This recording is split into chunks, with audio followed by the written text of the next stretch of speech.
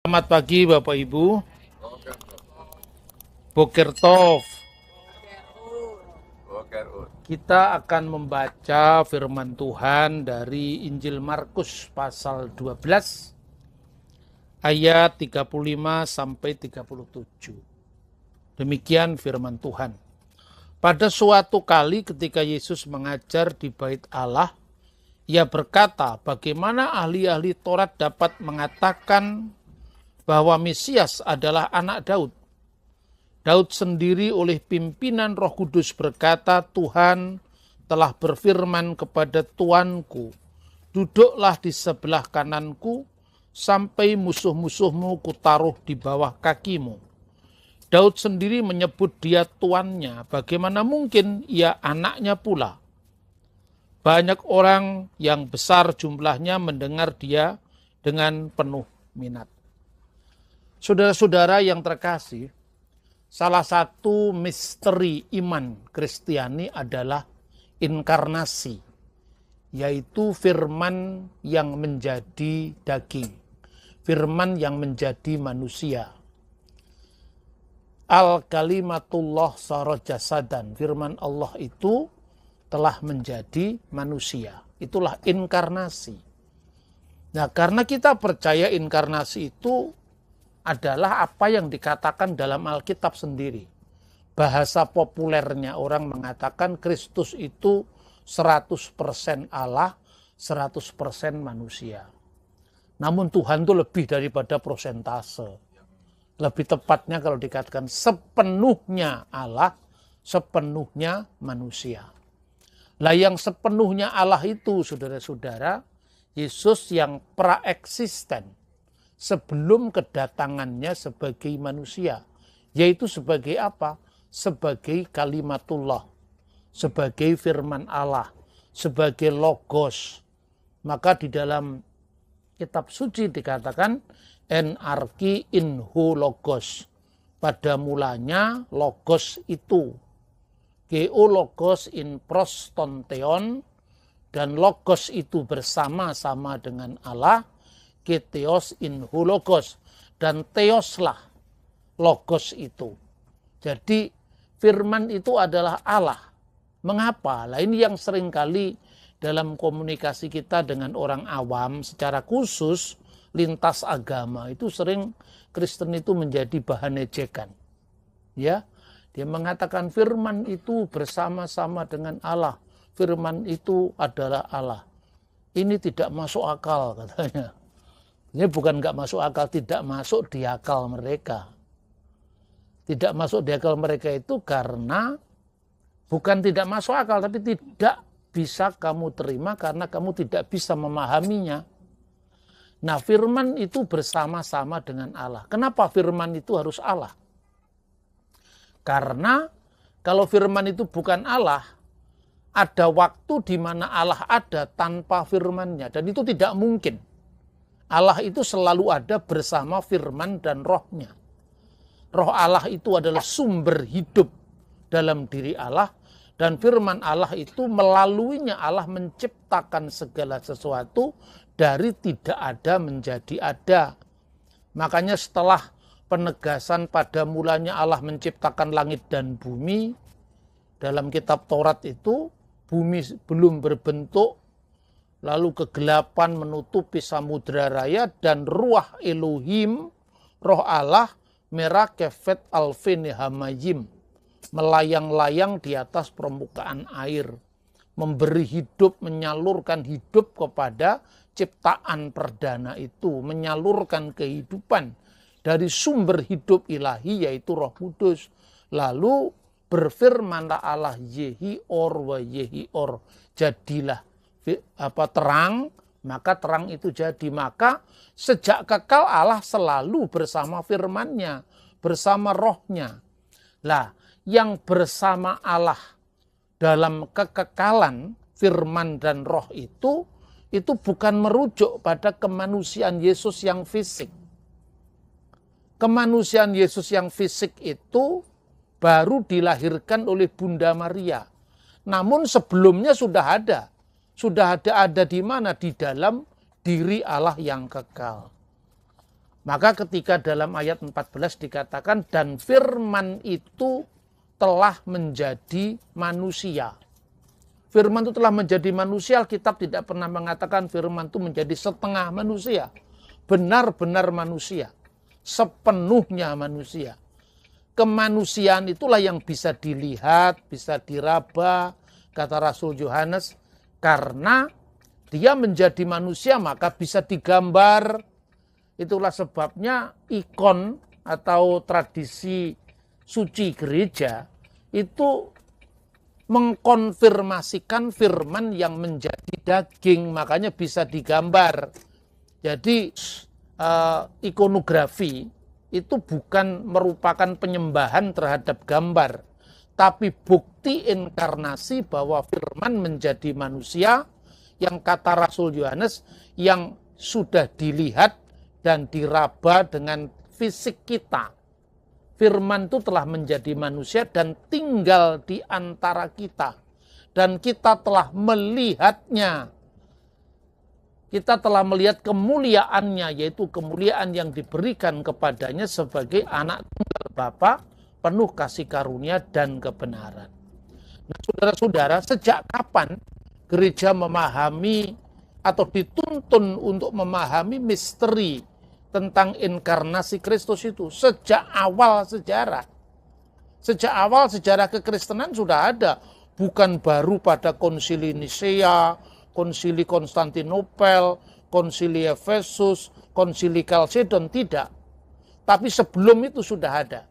Saya berikan contoh. Ini cara pandang orang Yahudi yang mata rohaninya belum tersingkapkan tentang misteri Yesus. Dia bertanya-tanya, karena di dalam kitab Mazmur ya, pasal 110 ayat 1, firman Tuhan, huruf besar semua, itu tetragramaton. Firman Hashem, firman Allah kepada Tuanku. Lah, Tuan itu Adon. Adon itu artinya Lord, ya.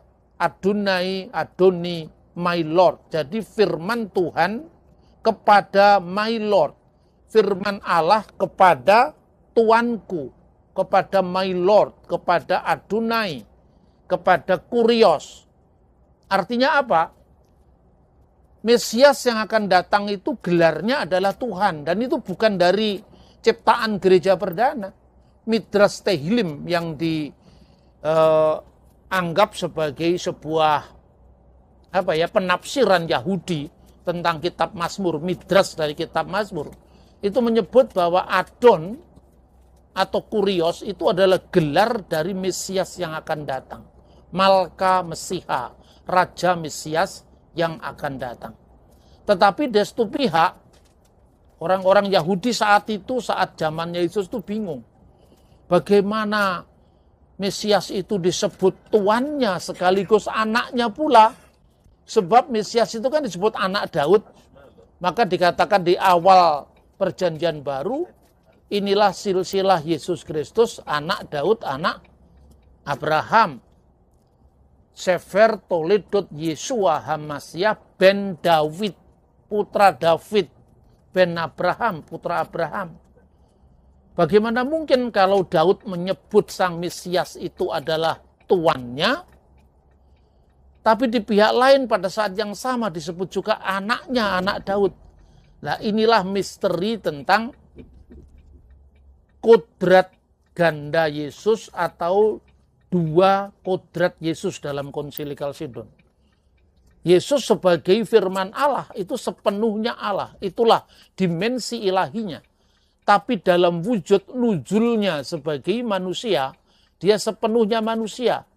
Dan dalam keadaannya sebagai manusia itu, Yesus mati disalib. Maka disebutkan di dalam 1 Petrus pasal 3 ayat 15, 16, 17, 18 itu jelas sekali. Apa yang kita pertanggungjawabkan dari iman kita. Kuduskanlah Kristus dalam hatimu sebagai Tuhan. Dan siap sedialah segala waktu untuk memberikan pertanggungan jawab kepada setiap orang yang menanya kamu tentang pengharapan yang ada padamu tetapi mesti dengan lemah lembut dan hormat dan dengan hati nurani yang murni. Lalu di ayat 18 dikatakan, dia yang dibunuh dalam keadaannya sebagai manusia. Tetapi firman Allah itu tidak bisa mati, tidak bisa dibunuh.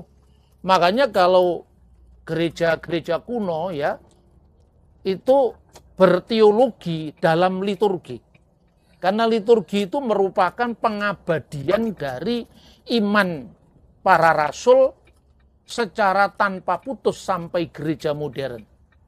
Maka dikatakan kalau di dalam kidung-kidung itu, kidung-kidung Trisagion misalnya, Agios Otheos, kuduslah engkau ya Allah, Agios Iskiros, Agios Athanatos Eleisonimas.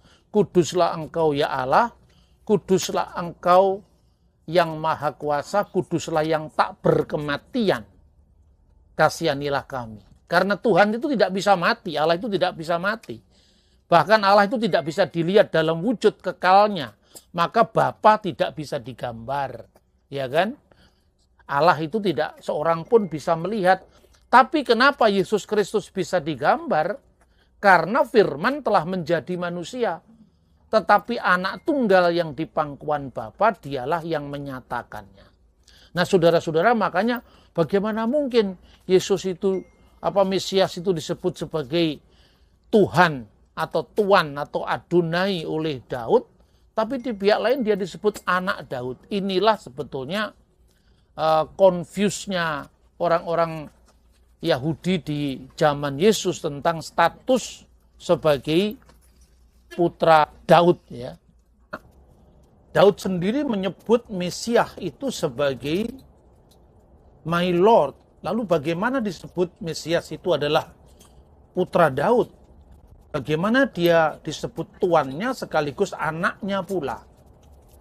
Nah, rupanya memang orang-orang Yahudi tidak memahami mengenai rahasia inkarnasi itu. Karena itu ketika Yesus berkata di dalam Yohanes pasal 8 dan 58, 56, 57, 58, itu disebutkan Abraham melihat hariku.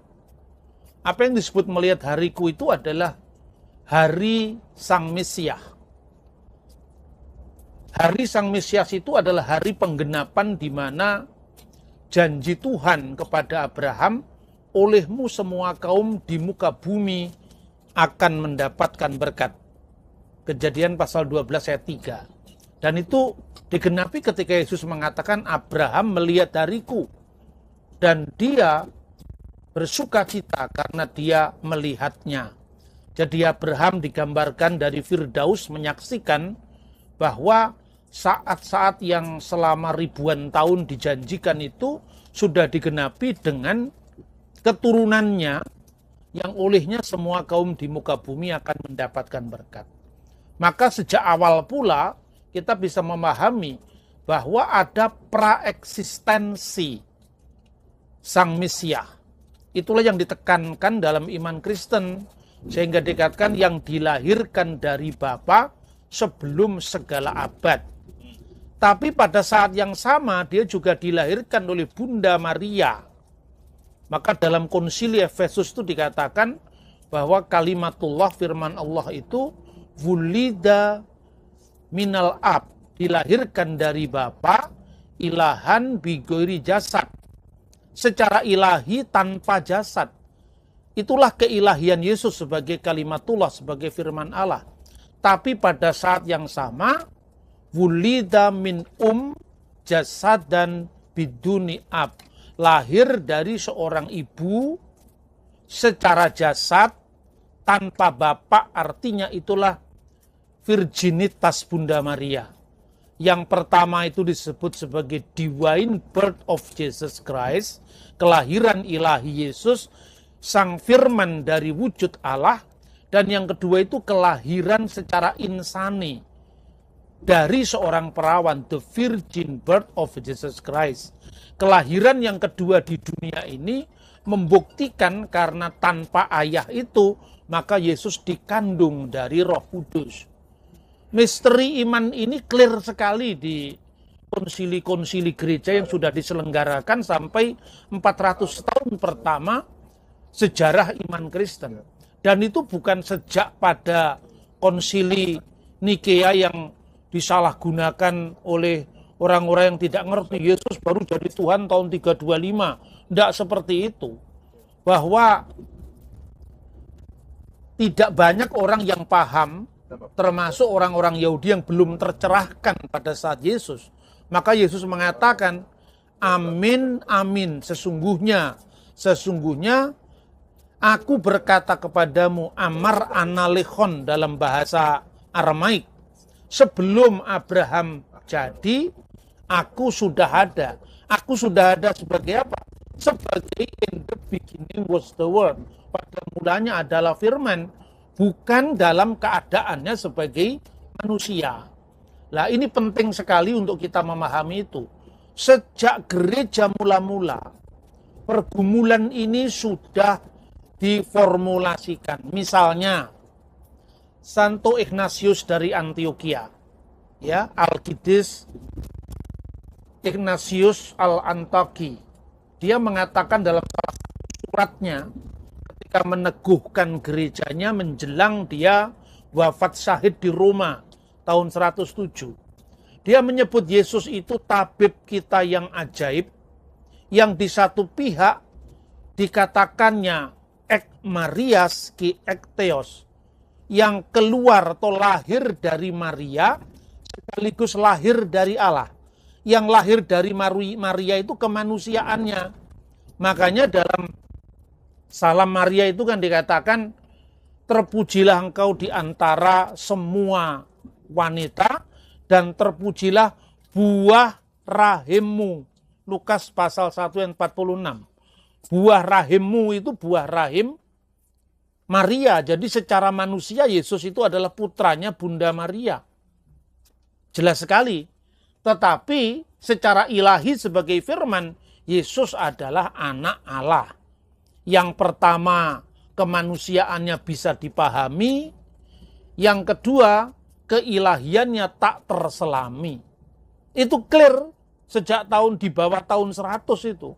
Kemudian konsili itu adalah untuk menegaskan kembali ajaran yang sama yang diterus sampaikan tanpa putus dari para rasul, muridnya para rasul, murid dari muridnya para rasul, sampai di gereja sekarang. Itu yang namanya paradosis apostolik, yaitu sebagai kesinambungan ajaran sekaligus kesinambungan kepemimpinan gereja.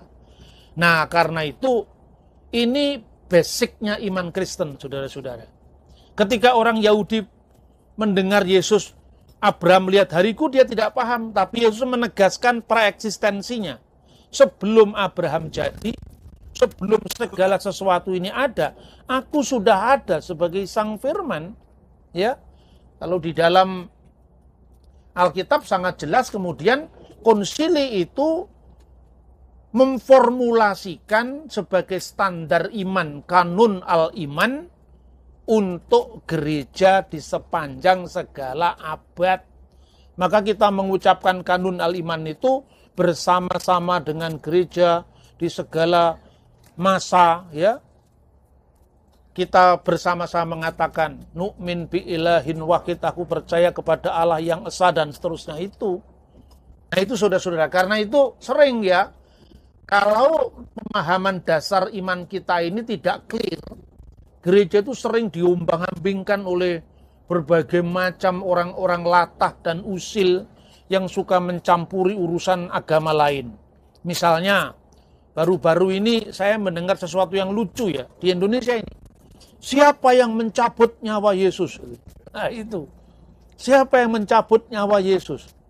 Jadi, pertama, istilah mencabut nyawa itu tidak ada dalam Alkitab. Orang juga lupa bahwa istilah mencabut nyawa itu pengaruh agama Hindu. Itu kan Dewa Yamadipati yang mencabut nyawa itu. Dalam iman Kristen, sekarang kita bicara tentang Yesus dulu ya. Karena Kristus itu adalah firman yang menjadi manusia. Kalau istilahnya Markirilos dari Iskandaria, Santo Sirilus dari Iskandaria itu dikatakan miapesis tontion logon sisarkumeni. Dengan firman menjadi daging itu, maka kita memahami Yesus adalah firman Allah yang menjadi manusia. Satu kodrat ganda firman Allah yang menjadi manusia. Rumusan yang sama dengan bahasa yang berbeda ditetapkan dalam Konsili Kalsedon. Ya, satu pribadi dari dua kodrat. Jadi kesatuan Kristus itu dinyatakan dengan kata-kata mia hypostasis pada gereja Kalsedon, di mana gereja non Kalsedon mengungkapkan dengan mia pesis tontion logon sisarkumeni. Itu bukan rumusan orang per orang, itu rumusan dari konsili ketiga Oikumenis Konsili Efesus. Nah, karena itu gereja kemudian menyadari bagaimana hubungan antara keilahian dan kemanusiaan Yesus. Itu memang tidak mudah. Tapi kira-kira gambarannya itu firman Allah itu bukan sekedar mendiami kemanusiaan Yesus. Karena Alkitab mengatakan firman tidak mendiami manusia seperti ajaran Nestorius. Tapi firman itu benar-benar menjadi manusia. Jadi firman itu menjadi manusia satu sedemikian rupa secara tidak terbagi namun tidak terpisah. Tidak bercampur dan juga tidak berubah. Nah, itu rumusan konsili. Jadi artinya apa? Firman itu menjadi manusia. Kemanusiaannya itu tidak tenggelam di bawah keilahiannya. Sehingga Yesus itu menjadi manusia semu. Tetapi juga dengan firman menjadi manusia, kesatuan antara keilahian dan kemanusiaannya itu tidak bercampur seperti campurnya dua zat menjadi satu zat. Tidak. Kemanusiaannya tetap bisa dibedakan dengan keilahiannya. Maka dikatakan ketika Yesus mati, itu kematian tidak pernah melanda keilahian sebagai sang firman. Karena firman Allah itu tidak bisa mati. Allah itu tidak bisa mati, tak berkematian. Itulah yang ditekankan dalam doa Trisagion. Ya, Allah itu tidak bisa mati, yang baka, yang tidak bisa mati, kasihanilah kami, dan seterusnya. Tetapi Alkitab menegaskan dia yang dibunuh dalam keadaannya sebagai manusia. Maka tidak ada ungkapan mencabut nyawa. Tapi Yesus dengan kuasanya sendiri menyerahkan nyawanya. Coba kita baca misalnya di dalam Injil Yohanes pasal 19 ayat 30. Sesudah Yesus meminum anggur asam itu, berkatalah ia, sudah selesai. Lalu ia menundukkan kepalanya dan menyerahkan nyawanya. Tidak ada yang mencabut nyawa di sini. Mencabut nyawa itu kan Dewa Yamadipati itu. Bapak Ibu kalau ngerti wayang ya, ada yang dari Jawa selain Romo Tim siapa ya? Nah, banyak ya yang Jawa. Coba kalau Bapak Ibu mendengar itu jejerannya Suroloyo itu. Ini saya cerita wayang dikit ya. Itu mengingatkan masa kecil saya itu. Bathara Guru itu berbicara kepada Bathara Narodo. Kakang Kaniko Putro. Itu kira-kira seperti itu. Ya. Kemudian menanyakan goro-goro ini karena terjadi apa? Menapa wonten kayu watu ingkang mawi tejo? Apakah ada kayu atau batu yang memancarkan sinar sehingga kahyangan itu menjadi kacau ya? Seperti itu. Pramila ulun bakal sendal mayang. Nah, saya akan sendal mayang. Istilah sendal mayang itulah mencabut nyawa, saudara-saudara. Itu istilah pewayangan itu. Sendal mayang kinaryo intiping neroko misalnya itu. Jadi di sendal mayang, arti sendal mayang itu apa sih? Ini yang menjadi akar dari kata mencabut nyawa. Tidak sama dengan mencabut rumput. Ya kan? Sendal mayang-mayang itu bunga pinang. Makanya kalau orang menikah itu ada kembar mayang. Kenapa kembar mayang? Dua jiwa yang disatukan. Nah kalau orang mati, itu disendal itu artinya dicabut, dipaksa. Maka orang menjadi mati, dipisahkan jiwa dan raganya. Dan itu digambarkan dalam pewayangan Jawa. Kalau Dewa Yama itu mencabut nyawanya orang baik, misalnya para pertapa, para pendeta, itu datang dalam sosok yang sangat damai, sosok yang sangat lembut gitu ya. Tapi kalau kira-kira yang dicabut nyawanya itu teroris itu ya, itu kira-kira dipaksa seperti orang itu mencabut rumput itu. Lah itulah yang dikatakan mencabut nyawa. Lalu istilah mencabut nyawa itu masuk dalam kosakata Indonesia. Maka ada istilahnya malaikat pencabut nyawa. Sampai Omai Rama pun nyanyi, malaikat pencabut nyawa, dan seterusnya itu. Itu sebetulnya istilah-istilah Hindu yang diadaptasi dalam bahasa Indonesia. Jadi kalau ditanya Yesus yang mencabut nyawa siapa? Orang yang bertanya itu tanpa sadar, dia sebetulnya sedang menggunakan istilah Hindu untuk memahami agamanya sendiri. Dan itu tidak bisa dihilangkan karena bahasa Indonesia itu kira-kira 60% pengaruh Sanskerta. Misalnya kata bijaksana itu dari wicaksana, seperti vihara jadi biara. Contoh lagi, manusia. Manusia itu kan dari bahasa Hindu itu. Manusia pertama itu kalau Adamnya namanya Manu, Sang Hyang Manu, istrinya perempuan pertama yang diciptakan Sang Hyang Widya atau Tuhan itu adalah Syatarupa, maka menjadi manusia. Terus kemudian Al-Quran diterjemahkan dalam bahasa Indonesia, Alkitab diterjemahkan dalam bahasa Indonesia, lalu dikatakan ya ayuhan nas, diterjemahkan hai manusia. Dalam kidung gereja misalnya Gloria in excelsis Deo et intera pac hominibus bonae voluntatis, bahasa Latin diterjemahkan apa? Kemuliaan bagi Allah di tempat yang maha tinggi dan damai sejahtera di bumi bagi manusia yang berkenan kepadanya atau yang berkehendak baik. Manusia itu dari Hindu juga. Nah itulah sebabnya maka kadang-kadang kalau saya melihat tulisan-tulisan polemik itu kan memang mau ngajak bertengkar, tidak mau mengajak damai. Jadi Yesus menyerahkan nyawanya sendiri, bukan disendal mayang atau dicabut nyawa seperti Yomodipati mencabut orang-orang jahat seperti itu. Nah kiranya dalam suasana dialog yang pro-eksisten, saling memahami bahkan saling melengkapi, agama-agama itu bisa menciptakan perdamaian. Kita memang berbeda, tetapi jangan perbedaan itu dijadikan alasan untuk saling membenci. Karena Injil itu sebetulnya tidak mengajarkan kita untuk membenci saudara Muslim, membenci saudara Hindu, tidak. Tetapi menyadari bahwa kita memiliki warisan perbedaan yang tidak bisa harus disama-samakan, ya. Tetapi dalam ketidaksamaan, dalam perbedaan itu kita bisa saling mengasihi. Karena kebenaran itu bukan sekedar kebenaran ortodoksia, kebenaran secara ajaran, tapi juga kebenaran secara ortopraksia, kebenaran dalam perilaku hidup, lalu juga kebenaran dalam ibadah penyembahan, maka ortolatria.